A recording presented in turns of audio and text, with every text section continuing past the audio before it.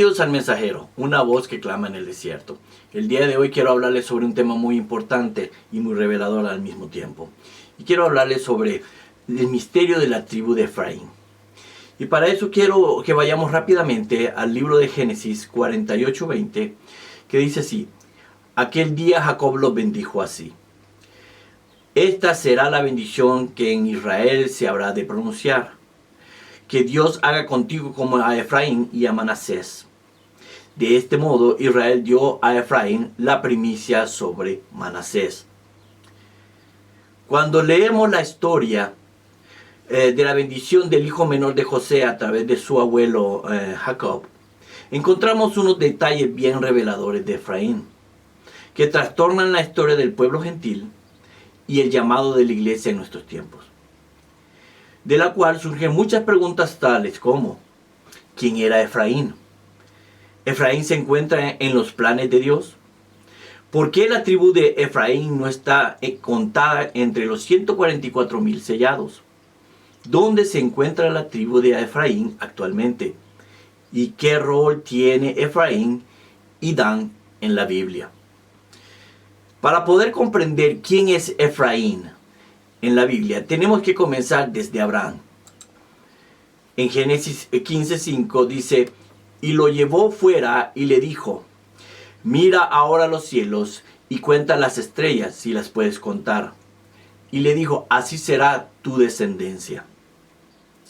Esto quiere decir que la descendencia de Abraham sería tan numerosa e incontable a su vez, y llegaría a todas las naciones a donde los hijos de Abraham llegarán. En Gálatas 3:29 dice así: y si vosotros sois de Cristo, ciertamente el linaje de Abraham sois, y herederos según la promesa. Comenzando con el hijo de la promesa, Isaac, y continuando con Jacob, hasta llegar a José y luego a Efraín. Pero el nombre de Efraín significa fructífero o doble fruto. ¿Podría ser esta una pista del por qué Jacob lo bendijere? Génesis 48:19 nos dice: mas su padre no quiso y dijo: lo sé, hijo mío, lo sé. También él vendrá a ser un pueblo y será también engrandecido. Pero su hermano menor, o sea, Efraín, será más grande que él, y su descendencia formará multitud de naciones. La expresión multitud de naciones en hebreo es melo agoíno, que significa multitud de naciones gentiles. En Génesis 41:52 encontramos algo que nos abre el panorama de lo que estaba hablando Jacob. Y llamó el nombre del segundo Efraín, porque dijo: Dios me hizo fructificar en la tierra de mi aflicción. ¿Efraín se encuentra en los planes de Dios? En Oseas 4:17 y Oseas 7:8 encontramos respuesta a esta pregunta. Efraín es dado a ídolos, déjalo. Efraín se ha mezclado con los demás pueblos. Efraín fue torta, no volteada.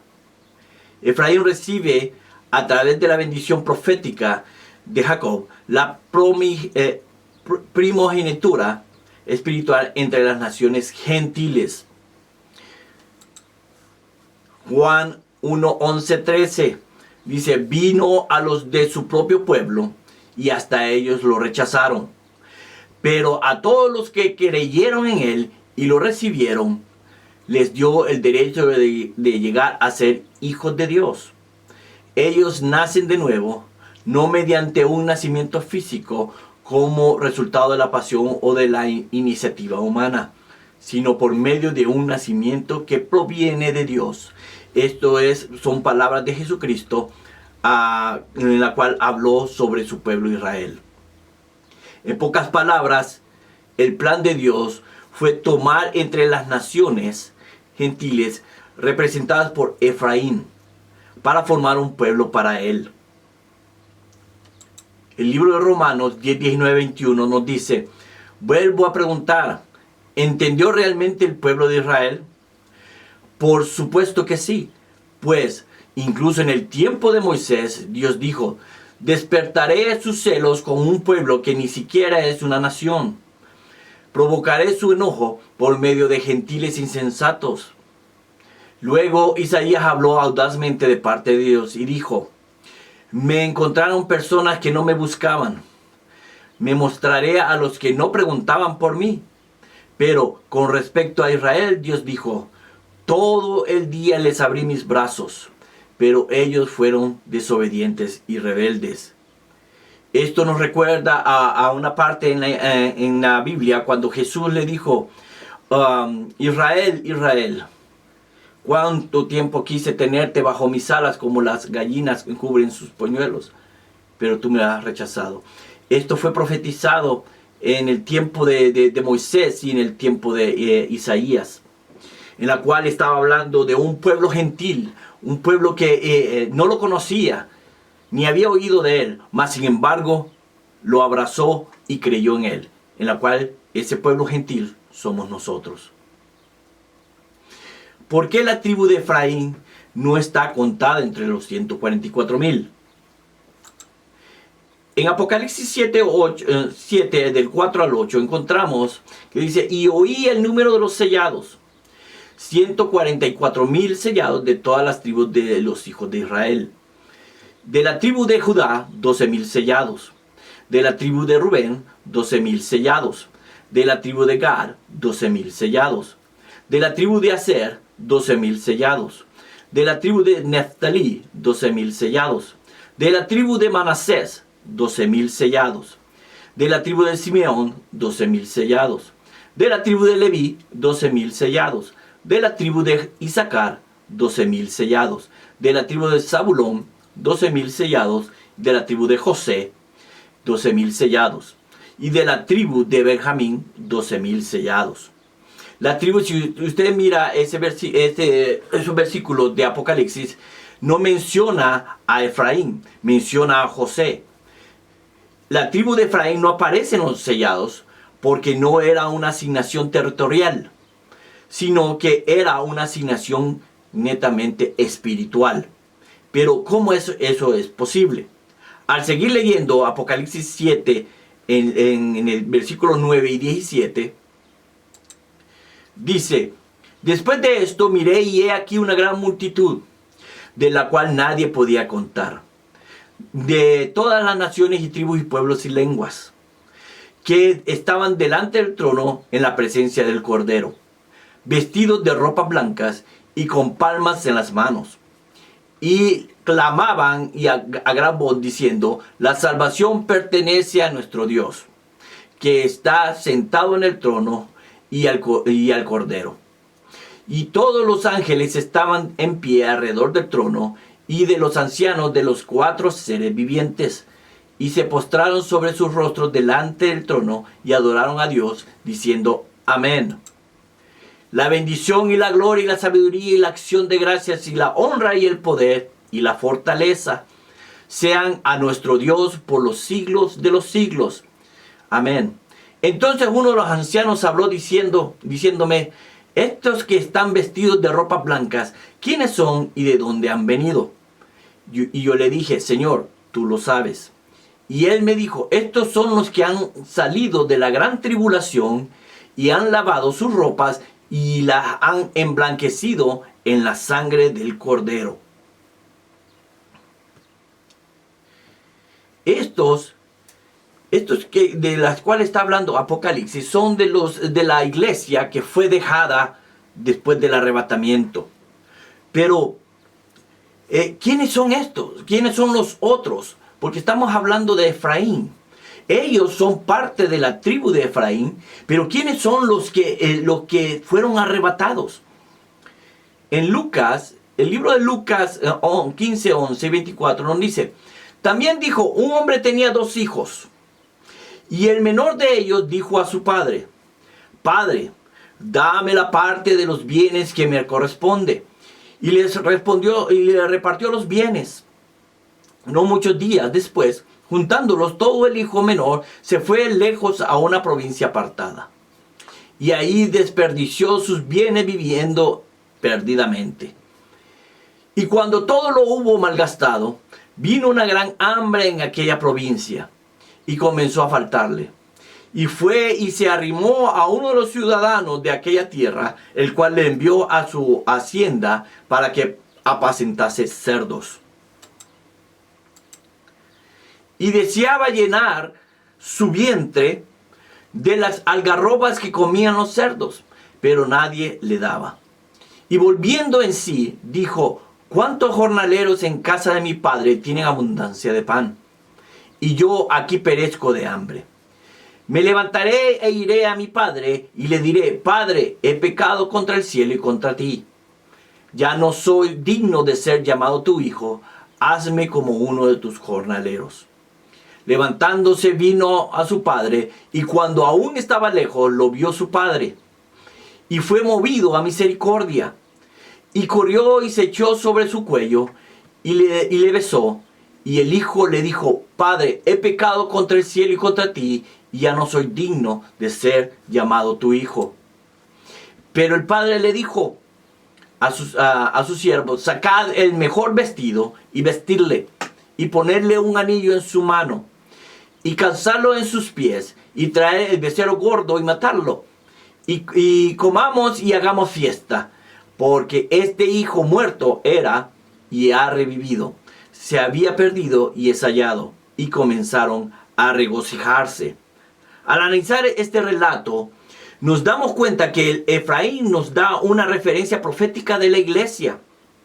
El hijo pródigo de esa parábola es Efraín, que se encontraba perdida entre las naciones gentiles, que al reconocer que su única salida era regresar a casa de su padre a través del sacrificio de Jesús, que permitió ese puente de reconciliación entre nosotros y el Padre. Por eso, todo aquel gentil que reconoce y acepta a Jesús como su Salvador, forma parte de la tribu de Efraín espiritual, la iglesia que será tomada.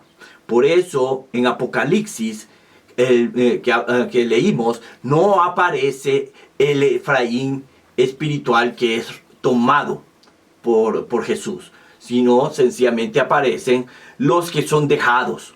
Son parte de Efraín, pero ellos van a ser purificados por fuego, porque no se prepararon. En los cielos para las bodas del Cordero, la iglesia. Ese es el motivo que no fue encontrar entre los sellados. Un plan perfecto de parte de Dios para poder alcanzar al mundo gentil. El libro de Oseas 11, 8, 10 dice: ¿Cómo podré abandonarte, oh Efraín? Le dice el Señor. ¿Te entregaré yo, Israel? ¿Cómo podré yo hacerte como Adma o ponerte como Seboín? Mi corazón se conmueve dentro de mí. Se inflama toda mi compasión. En la pos de Jehová caminarán. Él rugirá como león, rugirá, y los hijos vendrán temblando desde el occidente. Si usted pone atención, es del occidente. Cuando está hablando del occidente, está hablando del mundo gentil. Porque en las tribus de Israel mismo se encuentran en el Medio Oriente. Pero este versículo, lo que está hablando el profeta Oseas, es que Efraín vendrá del occidente, de los pueblos gentiles. O sea, todo aquel pueblo que no se encontraba en el área del Medio Oriente, que no pertenecía a Israel, vendrían de ahí, incluyendo nosotros, los gentiles que vivimos en Norteamérica, Centroamérica, Suramérica, Europa y todos sus alrededores.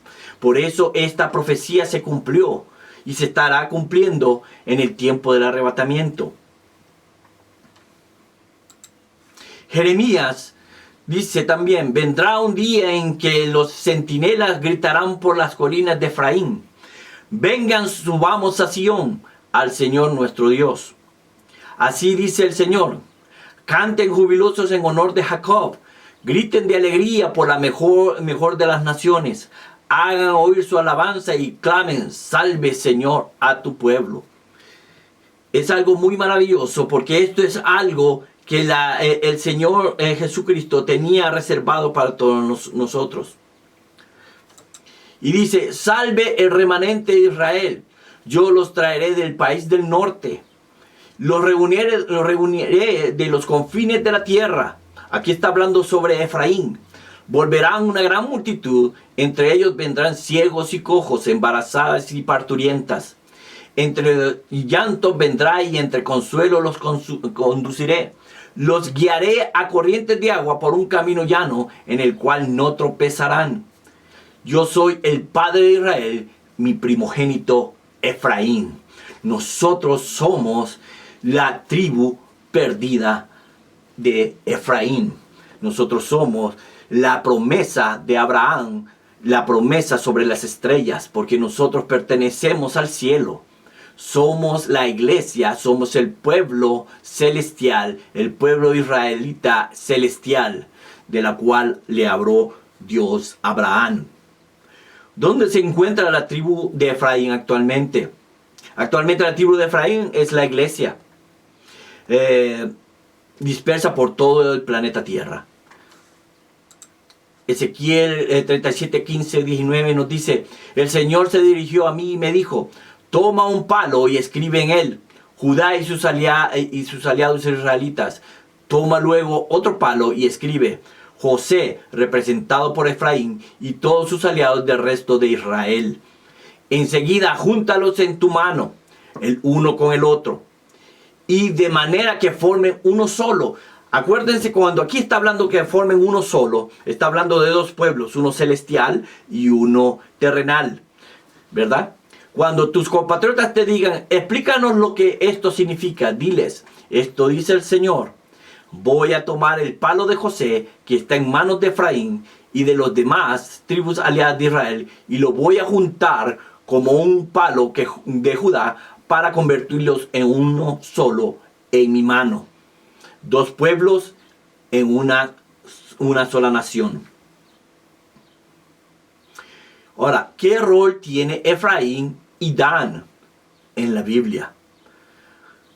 Acuérdense que Israel, que la tribu de Efraín simboliza la iglesia que va a ser arrebatada, la iglesia que va a ser tomada, la iglesia en la cual ese pueblo gentil que creyó en Jesús, y fue en ese momento que creyó en Jesús, fuimos injertados en el Israel terrenal, y en la cual nosotros adquirimos todas las promesas, los pactos de Israel. Ahora, pero ¿quién era Dan? ¿O qué simboliza Dan? Si nos vamos al libro de Génesis 49, 16, 17, nos daremos cuenta quién es Dan. Dan juzgará a su pueblo como una de las tribus de Israel. Será Dan serpiente junto al camino, víbora junto a la senda, que muerde los talones del caballo y hace caer hacia atrás al jinete. O sea, la tribu de Dan simboliza la iglesia que se pierde, la iglesia que es la falsa religión, en la cual hace pecar, hace que los que crean en ellos se pierdan eternamente. La tribu de Dan, ese es los hijos del maligno.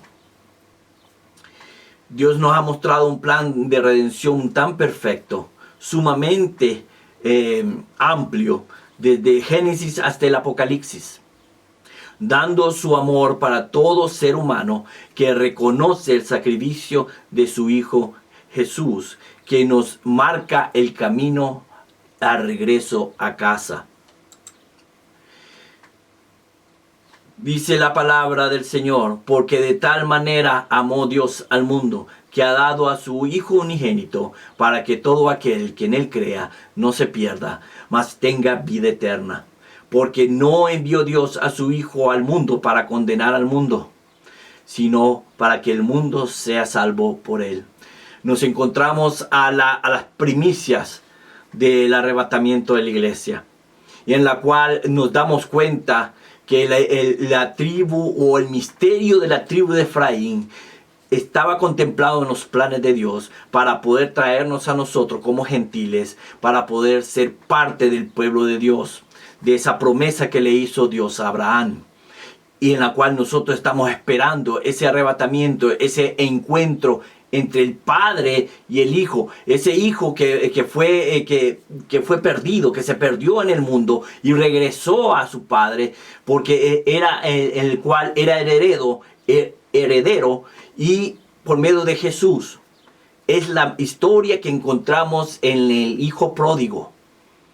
Y es algo tan interesante porque al principio nosotros creíamos que era una parábola normal, una parábola para indicarnos la diferencia entre un hijo que era pecador y regresaba. Mas sin embargo, la revelación, el entendimiento, el alumbramiento de la palabra nos hace entender de que esa parábola hablaba de nosotros. Otro caso muy importante en la cual nosotros podemos entender el amor de Jesús para cuando él fue a liberar al endemoniado de Gadara. Cuando él llegó a Gadara, dice que el endemoniado corrió y se postró ante Jesús. Y le dijo, los demonios hablaron con Jesús y le dijeron, ¿por qué vienes a atormentarnos antes de tiempo? Y cuando tú lees la historia, tú te das cuenta que al final los demonios le piden que quieren ir a los cerdos. Cuando empezamos a investigar ese encuentro, nos damos cuenta que Jesús fue a un lado gentil, porque Gadara no pertenecía a Israel. Estaba a las afueras de Israel, o sea que ese parte del territorio era un territorio gentil. Porque cuando tú lees la historia dice que ellos apacentaban cerdos. Los israelitas no apacentaban cerdos porque era un animal inmundo. Entonces nos damos cuenta de que ese endemoniado era un israelita que se había ido al mundo y había sido poseído por demonios. Es casi la misma historia de el hijo pródigo. Jesús fue a Gadara a recuperar a su hijo, que era el endemoniado gadareno. La historia se repite de muchas formas. Estamos en el tiempo exacto en que la iglesia muy pronto será arrebatada. Y yo pongo en tu corazón que te prepares. Prepárate para ese encuentro. Y no pase que te quedes a pasar y a limpiarte a través de fuego. Espero, hermanos, que te haya gustado este mensaje, hayas comprendido sobre el misterio de Efraín, y si te ha gustado, dale un like y te veo en el siguiente mensaje. Dios te bendiga.